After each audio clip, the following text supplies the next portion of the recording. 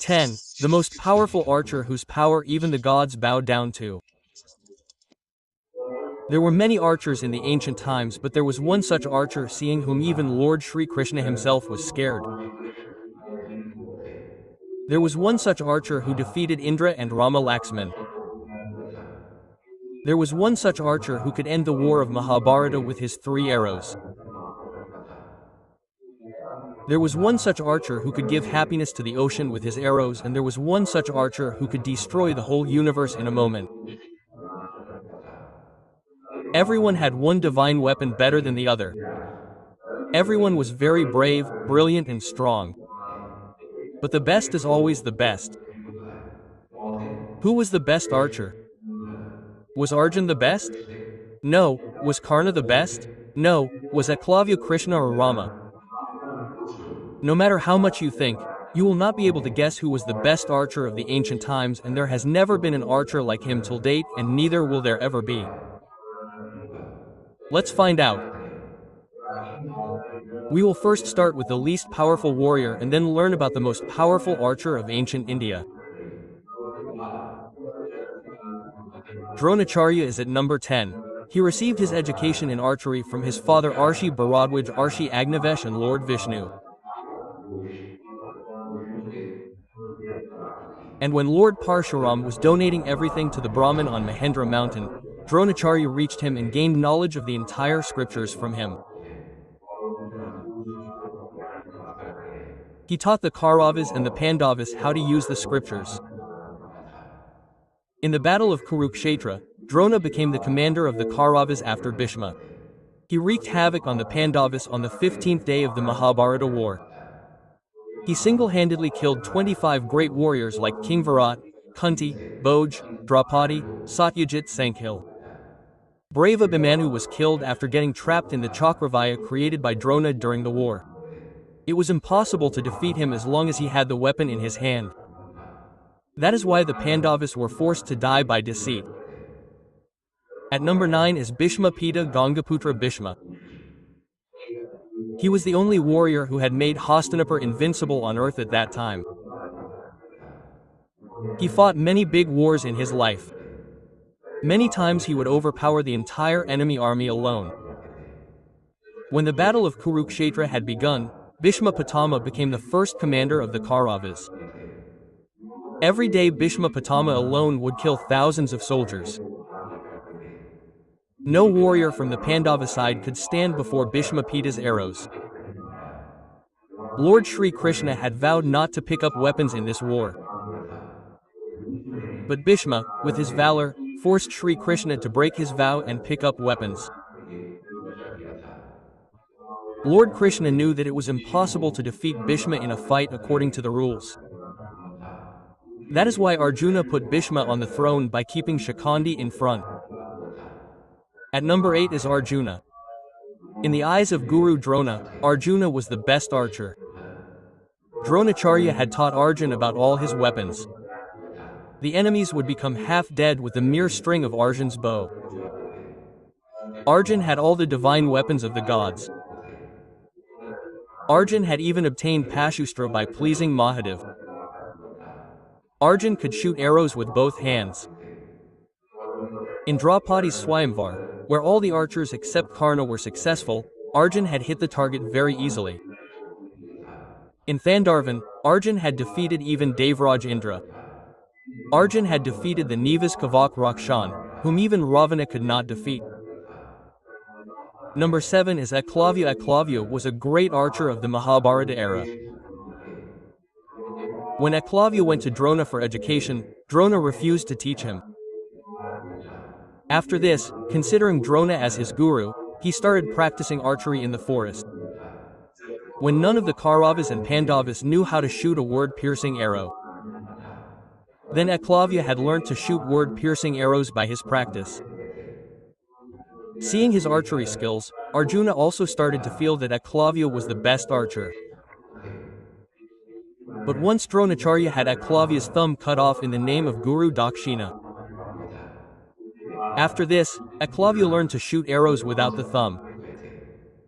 Friends, in modern archery, arrows are shot with the rest of the fingers without the thumb. Eklavya was the first to invent this. Eklavya was so powerful that Lord Sri Krishna had to kill Eklavya. Lord Sri Krishna had said about Eklavya that if Eklavya's thumb had not been cut, then Eklavya would have been roaming in the forest as another Parashurama. No one could defeat him. No human could even stand in front of him. Lord Sri Krishna had compared this archer to Lord Parashurama.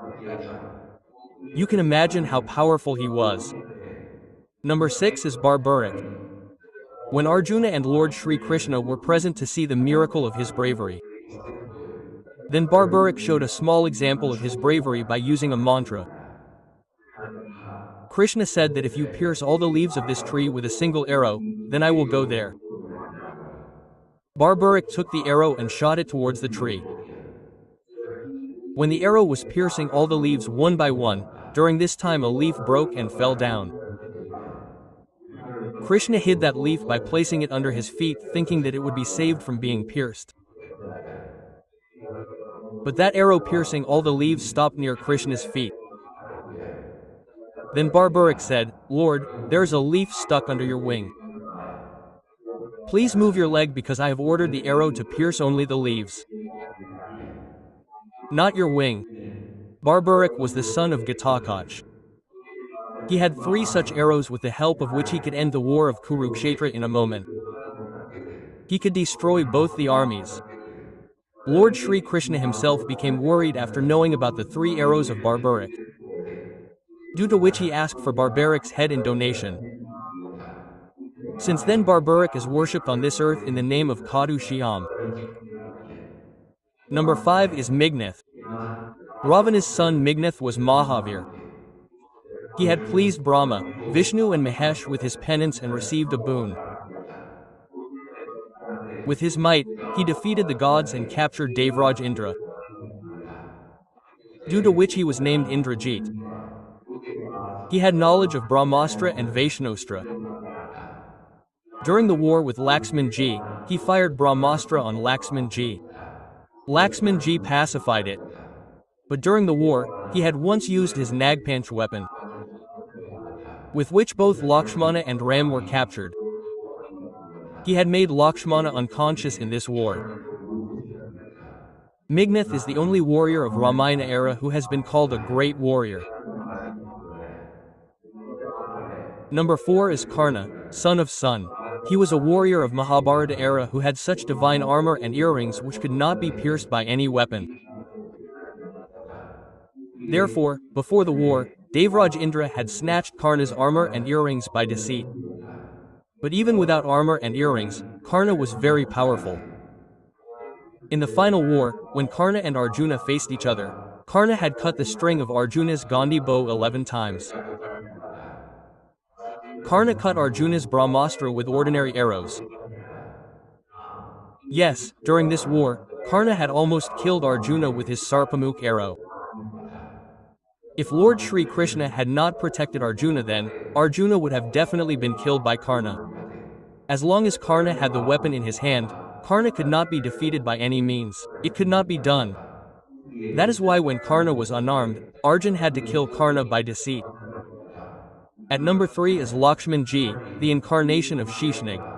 Lakshman Ji was very brave. He killed many demons in his lifetime.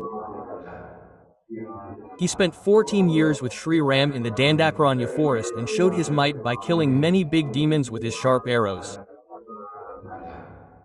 After him, Rekha had so much power that even Ravana could not cross it. According to the scriptures, he was a great archer. It was Lakshman Ji who killed Indrajit, who defeated Ravana's very powerful son Indra. It was Lakshman Ji who also killed Ravana's powerful son Atikaya. Once during the war, Lakshman Ji also made Ravana unconscious. At number 2 is Lord Sri Ram. There was no end to the power of Maryada Purushottam Mahavir Sri Ram, the incarnation of Lord Vishnu. When he went to string the bow of Shiva in the Swayamvar, then due to his power, Shiva Dhanush was broken. There was no weapon which Sri Ram did not have. Sri Ram killed illusionary demons like Merak and Subahu with his arrows at the age of 16.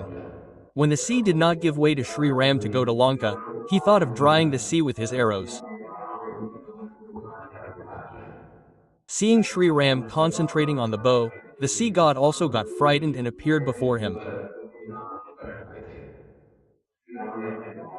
Sri Ram killed the mighty Kumbhakaran with his arrows, and in the war of Ramayana, he cut off the 10 heads of Lankapati Ravana, the king of the 3 worlds at that time, with his arrows and pierced his navel and sent him to Yamla. At number 1 is Mahadev, the god of gods. The entire religion, yoga and disciplines like Dhanar Vidya start from Lord Shankar and end with him. Lord Shankar was the first to give the knowledge of Dhanush Vidya to Kartikeya. Lord Shankar killed Turkasur with his bow. Clouds would burst and mountains would fall with the clash of that bow of Shivaji. They started shaking. It seemed as if there was an earthquake. This bow was very powerful. With one arrow of this, all the 3 illegal towns of Turkasur were destroyed. The name of this bow was Pina. The entire universe and the art of archery have originated from Mahadev. All the great warriors like Parashuram Ji, Vishwamitra, Bhagwan, Sri Ram and Arjun have got these divine weapons by worshipping Shiva. He is the father of all. He is the beginning of this universe and he is its end. His powers are infinite. He can bring about destruction in a moment with just one arrow. He can destroy anyone. That is why he is the best. This is our belief. According to you, who was the best archer? Do tell us. If you are a true devotee of Lord Shiva, then do write Har Har Mahadev. We hope you like the video. If you like our effort, then subscribe to our channel. Also like the video. Har Har Mahadev.